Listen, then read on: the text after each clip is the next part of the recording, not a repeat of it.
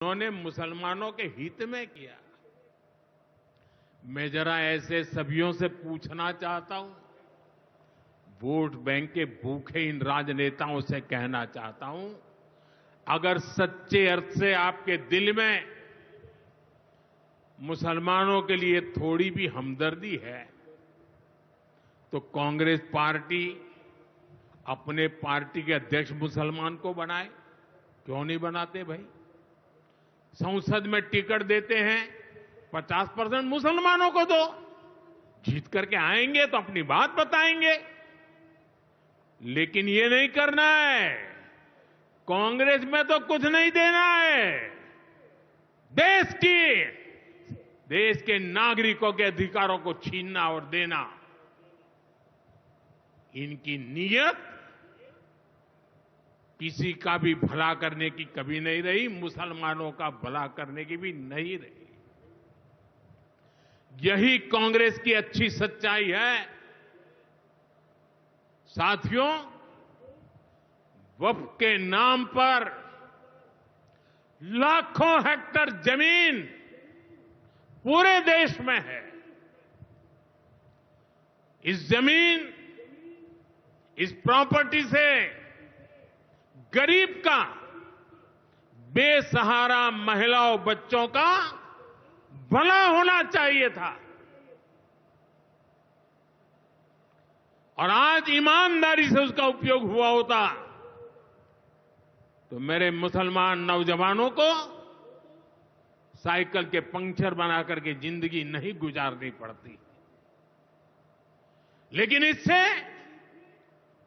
मुट्ठी भर भू माफिया का ही भला हुआ। पसमानदा मुस्लिम, इस समाज को कोई फायदा नहीं हुआ। और ये भूमाफिया किसकी जमीन लूट रहे थे? ये दलित की जमीन लूट रहे थे, पिछड़ों की जमीन लूट रहे थे, आदिवासी की जमीन लूट रहे थे, विधवा महिलाओं की संपत्ति लूट रहे थे। सैकड़ों विधवा मुस्लिम महिलाओं ने भारत सरकार को चिट्ठी लिखी, तब जाके कानून की चर्चा आई है। वक्फ कानून में बदलाव के बाद अब ये गरीबों से जो लूटा जा रहा है वो बंद होने वाला है।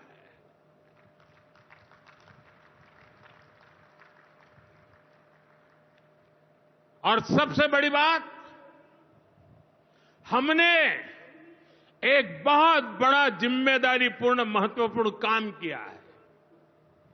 हमने इस वक्फ कानून में एक और प्रावधान किया है।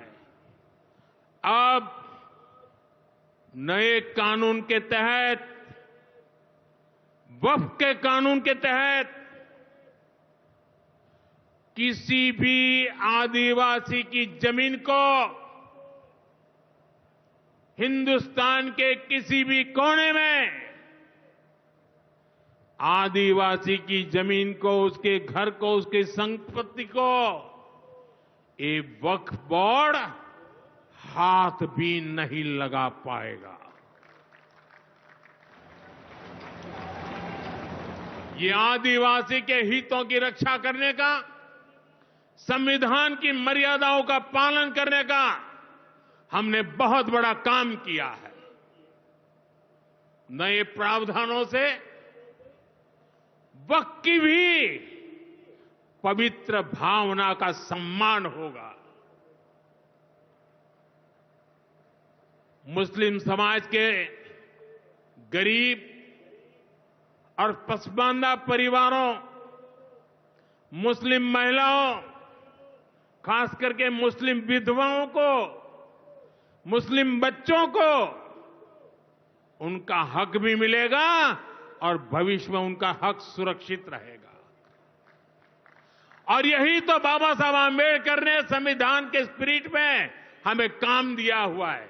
यही असल स्पिरिट है, यही असली सामाजिक न्याय है।